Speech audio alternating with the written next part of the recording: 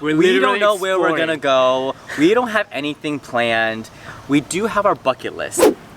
Hey guys, welcome back to our channel. This is Bernard And Weedy with Explore as we go. I can't believe it, but we've posted over 90 videos and we haven't told you who we are and why we started traveling. We did a little AMA from our Instagram and we hope to answer these questions today. In case you're wondering what's AMA, it means ask us anything. If you haven't done so already, please be sure to subscribe to our channel and give us a thumbs up on the video. It'll help us a lot. And if you love our videos a ton, please be sure to share with your friends and family. We would also appreciate that. So we've compiled all the lists of questions you sent us, and I think we have a good list today. It's going to be about 8 to 10 questions, so let's get started. All right, the first question comes from James and Mark. They are our fellow YouTuber friends. They are from Southern California and they do mukbang. I love James and Mark. They're so cute. My favorite is when they cook outside in the park, and oh my god, the amount of food that they prepare, I just can't imagine. Why isn't there any bears that turn up and start eating with them already? They're awesome. We love the support from them and we love watching them. We actually eat while we watch them too, so it's kind of fun and super interactive. But their question is, how did you guys meet? Oh my god. We met online through OkCupid. If you don't know what OkCupid is, you just answer a series of questionnaire, and based on the type of questions you answer, they match your personality and your response. The part 2 of this question comes from Kevin, who is a singer on YouTube as well. And his part of the question is, he would love to know the story of our first date. Okay, so it started all in New York, and he's gonna kill me for this one because on our very first day, and it was the middle of winter in January, I just got off from work, like my second shift after my internship, and we were supposed to meet for dinner at Lower East Side, and I was late. He was late 30 minutes. I was stuck in the cold. He told me to wait for him here, that he would take me to this restaurant, that we would enjoy a meal together, and I waited 30 minutes outside. I think I was actually super patient. I don't even know. In my defense, like, the bus was late, so I was a little bit late from work already, and then I managed to get out of work on time, but the bus was so late, so it turns out that I was 30 minutes behind, and I felt so bad because I told him to wait in the bus stop, and like the bus stops in New York have no like shelter whatsoever. It was terrible. It's outdoors in the cold. Anyway, we met and we had dinner in a restaurant called Thailand Cafe, and it was kind of ironic because our very first international trip together was, you guessed it, Thailand. It worked out. It was all meant to be, and we had a really nice conversation over our meal, and we talked about our travel inspirations and just trying to get more out of life. So it worked out really well, and after all this time, we're still together here. So yeah, we share a lot of things in common. We love traveling, we love food, and we love Thailand, so everything works out. And that's also one of the reasons why we created this channel, is to share those type of ventures of our love with you so that you can enjoy it with us. So here we are today. Question number 2 comes from Richie and Vanessa, who are also in California, and they do work 9 to 5 right now, and they're hoping to travel some more. Everyone's in pandemic, so no one can go anywhere, but they're still making videos. You should check them out as well. But their question is, what did you guys do for work prior to traveling full-time? And what is the biggest lesson learned from traveling full-time? I will start with this one. So for work, before we started traveling full-time, I actually worked in an international ballet school in New York City. I worked in the operations department, and we kind of just did a lot of ballet classes, along with performances, and a lot of different workshops and teaching. So I studied dance in college, and this was right up my alley of work. So that's kind of what I did before we started traveling. Like Weedy, I went to New York for the arts as well. I worked in fashion.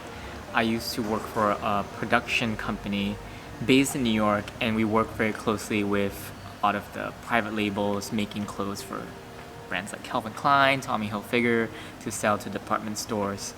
And we work with designers and stuff like that.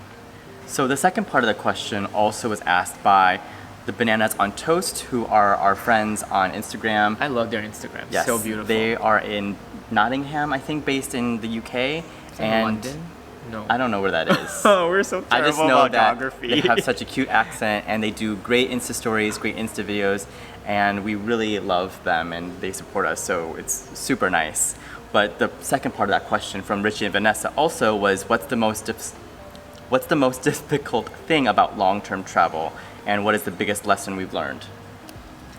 Wow, that's tough.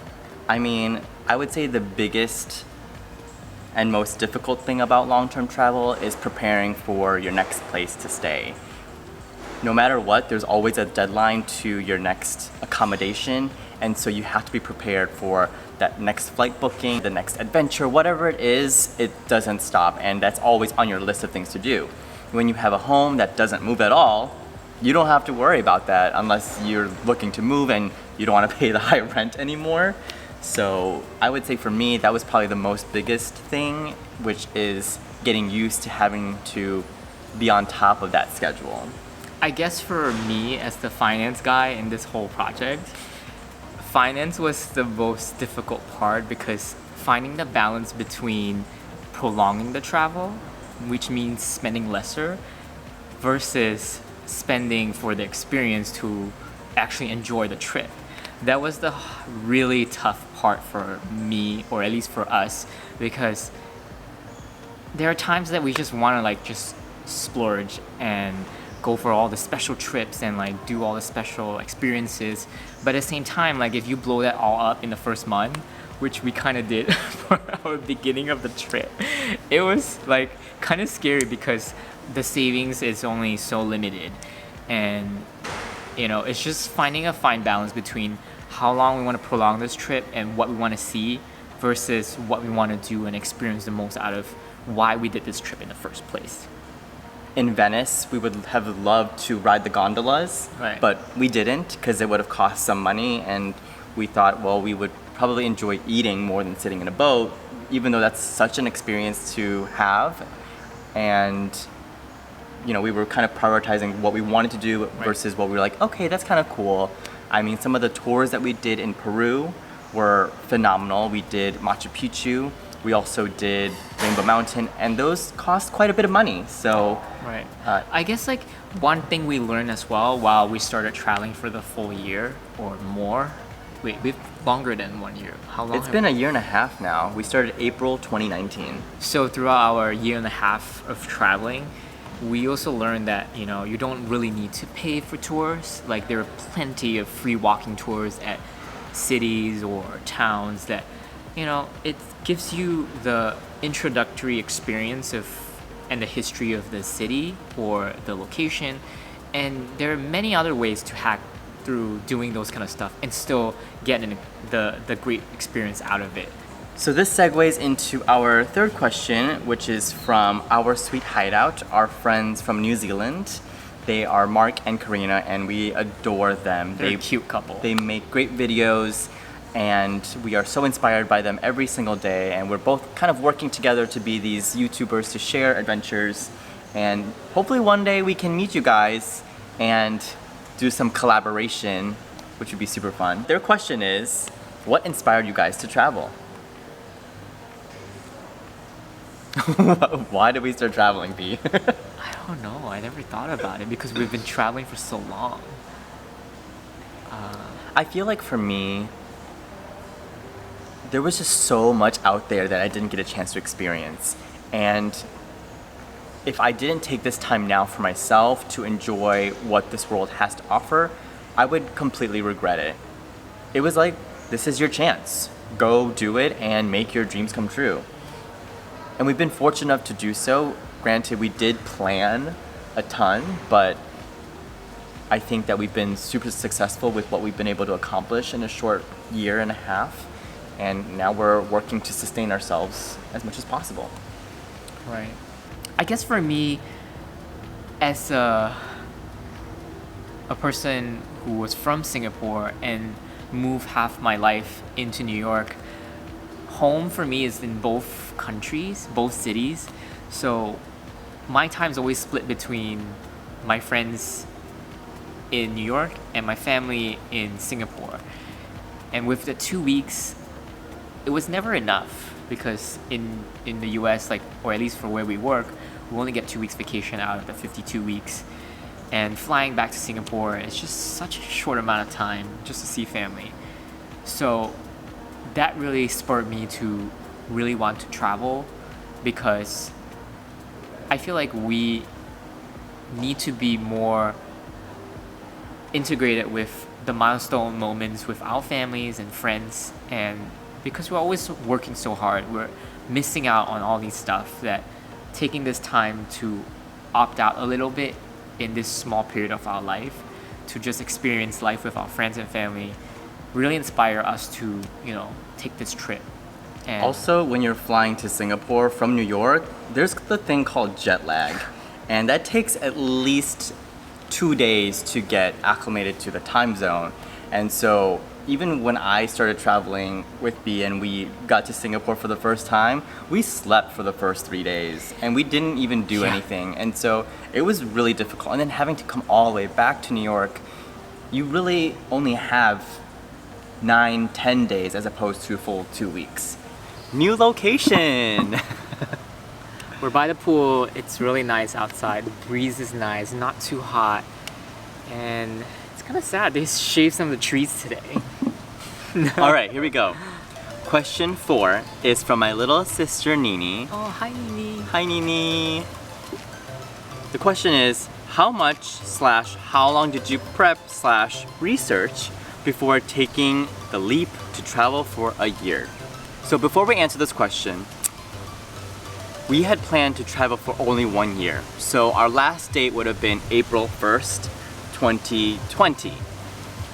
But funny enough, we've been in quarantine in Bali for 5+ months now. It's been prolonged. And we're making the most of it. So at this point, we're planning to travel longer than that, but this is the question on answering: how do we plan for our 1 year around the world?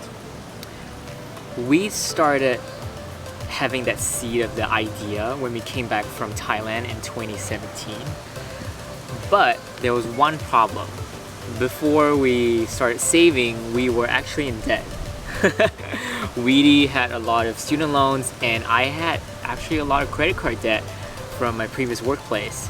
So we took 1 full year with a lot of frugal savings. We literally eat sandwiches every day because it's so expensive to eat out in New York. We also did a lot of grocery shopping, a lot of cooking, a lot of meal prepping, and it really got us to a really stable place. And whatever we had goes into our debt, and we paid off on 1 year with frugal savings, a lot of coupon clipping, and just not eating out. Oh, on top of that, we did actually join a co-op that we had to work for cheaper groceries. And so we did that for quite some time before we moved to Queens from Brooklyn. And that was a great experience because everything was local, everything was organic, and in exchange for working 2 hours every month. Every month we had to work 2 to 2.5 hour shifts, and we were both cashiers, which was super fun. It was at the Park Slope Food Co-op, if you know about it. Oh, I love it. Super fun and a great experience, but it allowed us to kind of minimize some of the expenses. A bird just flew. I got startled. She's hungry. That's what happened when you filmed outdoors. So after that, we started accumulating a lot of points using credit cards. We started manufacturer spending and just accumulating savings for our trip, at the same time accumulating points and miles, so we could use it to spend on the nicer things and the more experiential part of the things for travel. And to be honest, we didn't really know when it was gonna happen. We were just waiting for a sign. And so we had planned 2 years, maybe even 3, to kind of do all the saving Close to up. 3, yeah. And the moment that we knew that we were gonna start traveling was when this really amazing fare that was dropped by United to fly from the US all the way to Asia and back. I think B found it for 5 weeks, open draw. And Open jaw, yeah. open jaw. 5 weeks, and it got us back to Toronto. We could literally travel around Asia, and that's kind of where it started. So we kind of just took a leap of faith after that. We're like, you know what, we have enough miles, we have enough points. I think we can sustain this for the year. It was time to pull the plug. We had already budgeted out all this money. We're not gonna share with you how much we budgeted because everyone travels a little bit differently, but we are sharing our expenses in our blog. So yes, we have been sharing our monthly expenses every week since April 2019. If you want to know more details about how we break down our spendings, of how much we travel and how much it costs, click on the link down below for our blog and stay tuned so it can give you probably more insight of how much traveling costs in a perspective. The details are definitely in there, so be sure to check it out because some of the stuff doesn't get into our videos, and so in terms of the expense reports, all the details are in there. We share with you what we learned, we share with you what you can get out of it, and hopefully you won't make the same mistakes we did. All right, cool. So the next question comes from Life with Husbands, Eddie and Lewis from Georgia.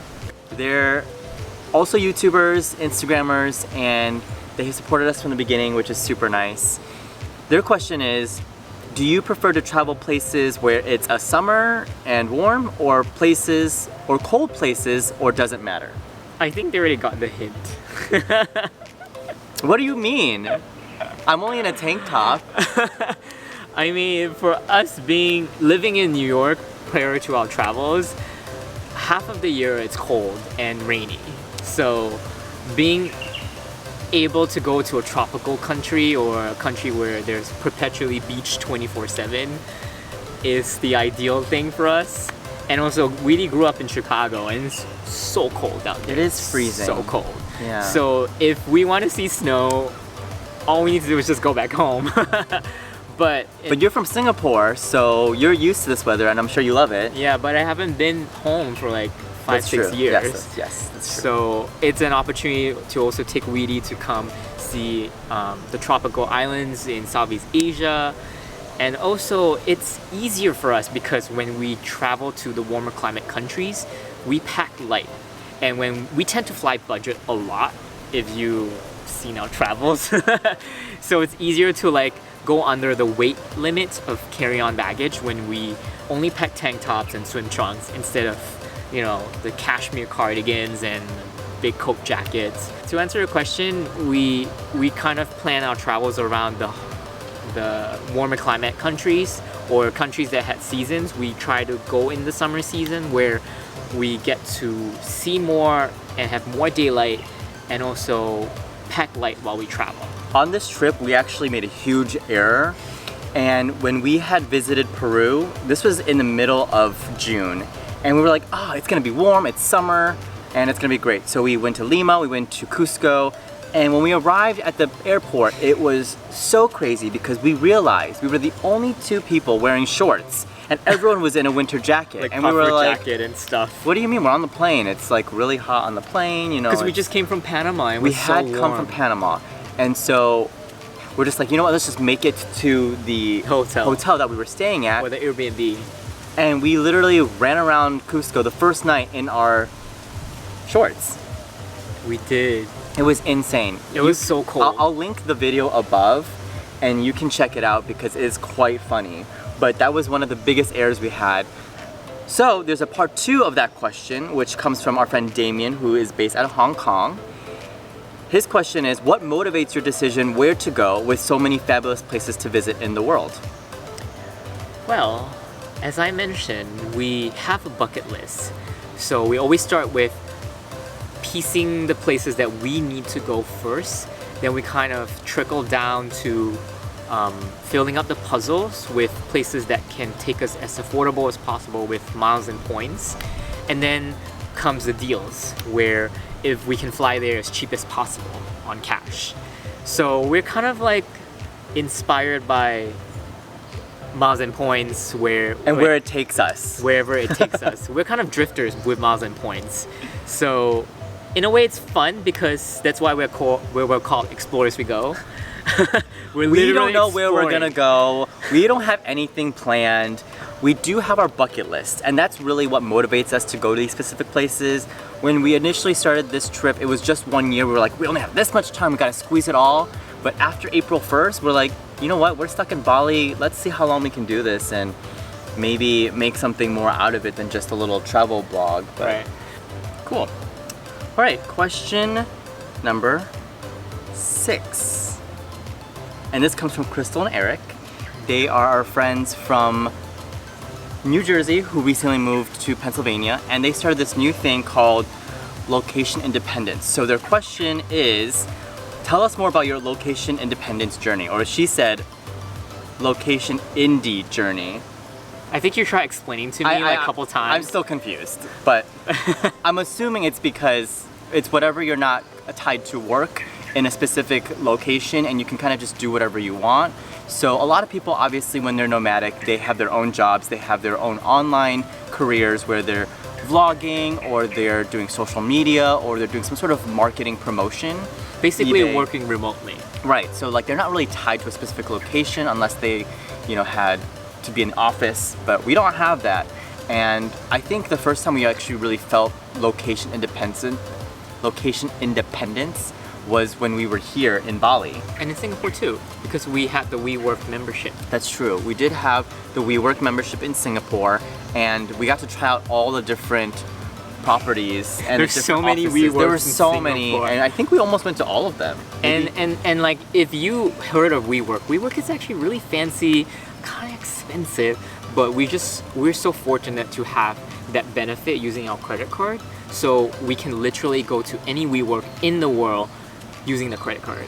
If you have any questions about credit cards, please comment in the description below. We would love to answer for you, and I think we might even plan to do a video all about it in terms of how we managed to accumulate all these miles, all these points, and redeem all the benefits that these credit cards that we've been using have to offer. Yeah, and maximize them. I guess we were kind of forced to quarantine here, and this was the first time where we stopped traveling for a consecutive 5 months. And this is probably like the first home base we set up that it's kind of location independent for us. We're just trying to make it work. Really, you know, this was a blessing in disguise to be stuck in Bali. It is a very affordable place, especially if you're from the US. Your dollar really goes a long way, and so it kind of worked out well for us, and we're kind of using this blessing in disguise. Part of it is to just really slow down, and if you can find a place for a month and explore around that area, we highly recommend it. Right. We had so much content we wanted to share, but it was finally the time where we stay here. We got some time to like consolidate all our footage, our videos, because those take time. And when we first started traveling, we never really thought about how long it would actually take until we actually did it. Honestly, I want to give a big shout out to all the travel vloggers out there. It is a lot of work, and if you can find time to post and travel while you're trying to balance everything, kudos to you. I started doing 3 videos a week, and then we just had to slow it down because I felt like I was losing the value of the video, and now we've been able to curate a little bit more and kind of make sense of this whole journey that we've had. Our way of sharing the story with you is also more goal oriented. Like, we know what we want to share, and we hope you enjoy the journey thus far with us. So if you've seen anything from March 6th onward, we've been in Bali this whole time. We've moved around Bali, visited different areas, but we've stayed in Bali. We haven't gone anywhere. We do not plan on flying. We're practicing social distancing, and we're trying to be really, you know, responsible about it.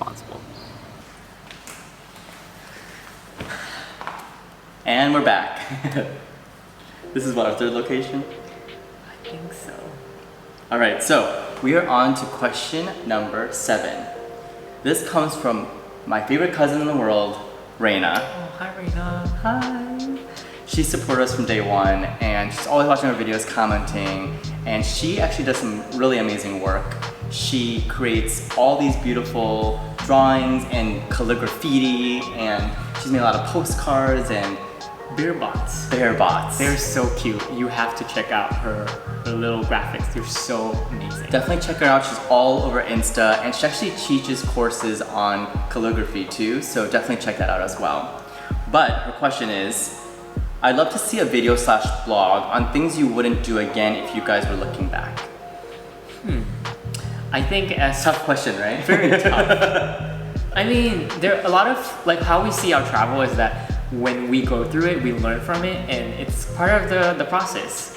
But to answer Reina's question, I think if given a chance to not do something, I would probably not eat the fresh fruit in the markets that we visited in Peru and Cusco, because those strawberries or like unwashed like fruit skin just gave me like the worst food poisoning in my life, and you never know what you're gonna get. So moving forward, like traveling to foreign places, as much as I want to enjoy and taste the local cuisine and food and produce, I would probably avoid vegetables and fruit that are, you know, like have skin or you have to wash or uncooked.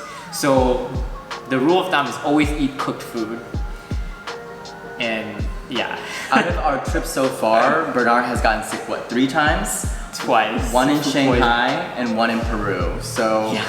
I feel like this is such a hard question for me because I kind of want to do everything, and there's like nothing that I wouldn't do. Or, you know, if I had known better, I probably would not book my tours or anything online.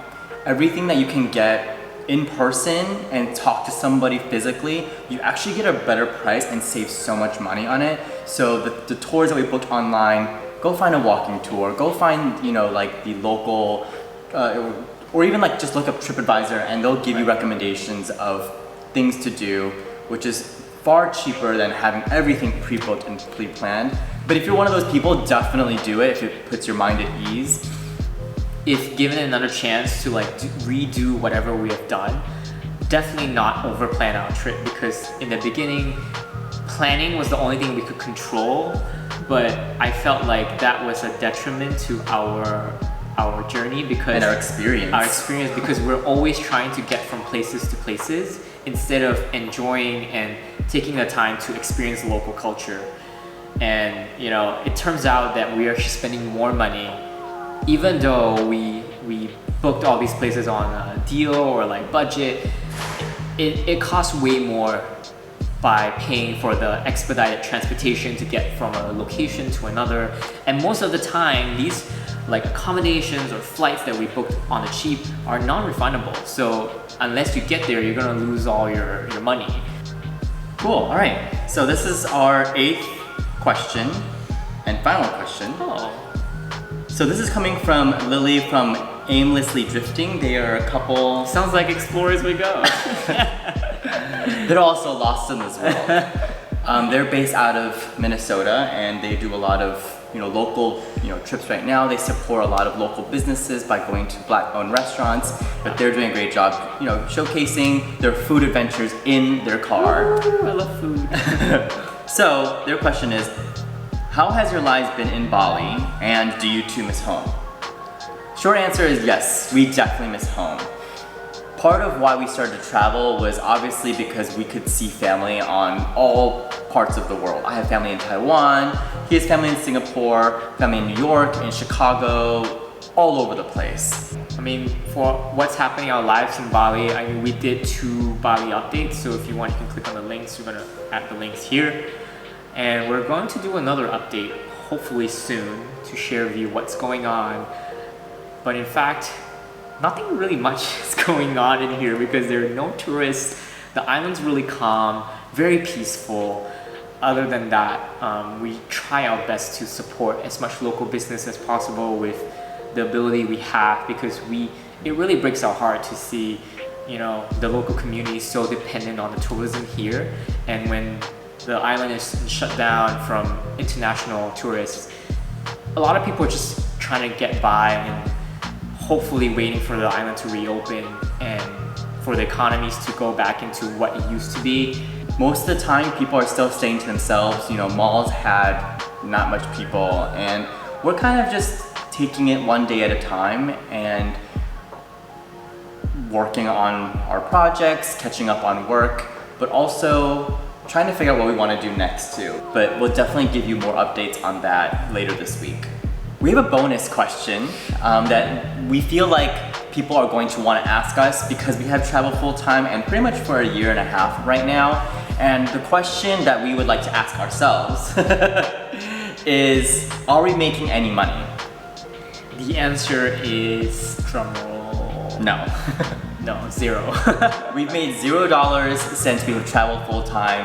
When people say that, they got monetized on their YouTube channels or, they got recruited by some sort of travel agency, it was kind of like, okay, cool, that works for them. And it doesn't work for everybody. We've been on this trip for a year and a half now, and we've still made $0.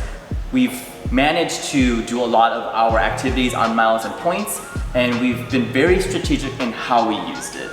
Yeah, we definitely stretched the miles and the value to make it this far without making any income. But if you like what we produced so far, definitely help us subscribe to our channel, share with your friends, get them to subscribe. It doesn't cost you anything, and it just helps us share the joy of traveling and hopefully helping us monetize and share more of these kind of ventures with you. Yeah, and if there's something you haven't seen yet that you would like to see, maybe another Q&A or something else that we have been making, we do have plans to do more travel tips, travel hacks, more hotel reviews, and kind of just sharing how we've been able to manifest this journey without making any money. Just let us know and write in the comments below, because we love to stay connected with all of you. Yeah. With our YouTube channel. We're also on Instagram, Twitter, and we actually recently started TikTok, which is a whole world in its own. We're all just trying to figure it out. So that is actually our last question for this video. We hope you enjoyed everything that we had to offer and hope that you got to know us a little bit better. Maybe next time we'll do a live stream of questions if you guys really enjoy content like this. So just leave a comment down below and let us know what you think, and we'll see you next time.